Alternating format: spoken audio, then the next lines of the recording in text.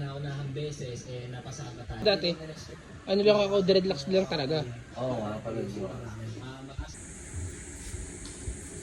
Nung laban nga nila ni Sinan, yung Tropicana Twister, kasahin mo, Orange Juice! Ang ina ka, hindi mo mong pangaalim panga.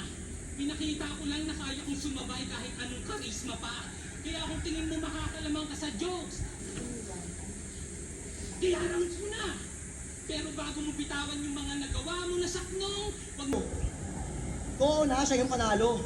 Pangina kasi sa comment, ikaw yung binabash ng mga tao. Kasi Terdy, yung isang champion, naging bitter. Agawan ka ba naman ng spotlight ng Terdy? Di kasi magaling to na kisame. Pero tuloy natin, dadaling kita sa langit ng walang kahulugan.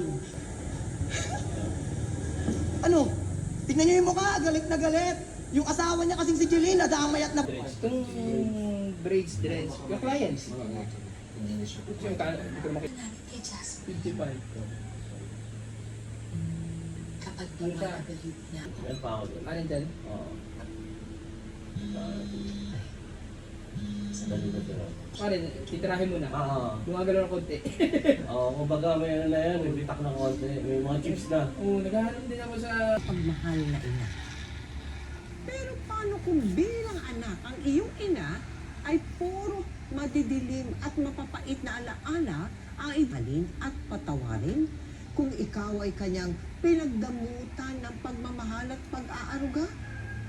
Eh sa kanyang pagtanda. Magiging laban nila. Yun na lang. Pwede balikan ng ICC lang. Illegal detention yan. Saka inakakuhin niya eh. Oo. Sabi niya, sa kanya isisit. Oo. Somehow ready rin siya. No, ready na rin niya na alam niya yan din sa kakahilat niya. Yun nga lang, mali yung pagkakaresto. Kaya, yun namin. Ay hindi to gutom lang. Papakatotoo. At masipag kami. Eh ito,